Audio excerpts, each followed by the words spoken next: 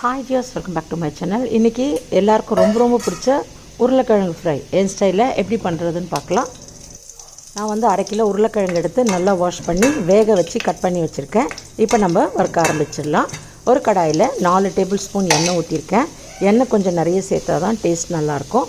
1/2 table spoon வந்து சீரகம், 1/4 table spoon வந்து சோம்பு சேர்த்துருக்கேன். அப்புறம் வந்து இஞ்சி பூண்டு நல்லா சாப் பண்ணி ஒரு 2 டேபிள் ஸ்பூன் கிட்ட போட்டிருக்கேன். அதுக்கப்புறம் கருவேப்பில்லையும் உருளைக்கிழங்கும் சேர்த்துருக்கேன். ஒரு 2 நிமிஷம் எண்ணெயில் வதக்கிக்கலாம். அதுக்கப்புறம் காரத்துக்கு குழம்பு மிளகாத்தூள் நான் வந்து 1/2 டேபிள் ஸ்பூன் சேர்த்துருக்கேன். 1/2 ஸ்பூன் வந்து காஷ்மீரி சில்லி பவுடர் கலருக்காக சேர்த்துருக்கேன். அதுக்கப்புறம் தேவையான அளவுக்கு உப்பு சேர்த்துட்டு நம்ம எண்ணெயில் வதக்க ஆரம்பிக்கலாம்.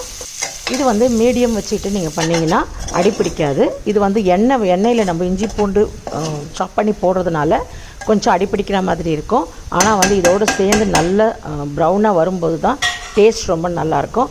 ட்ரை பண்ணி பார்த்துட்டு எனக்கு எப்படி இருக்குன்னு சொல்லுங்கள். Take care tears.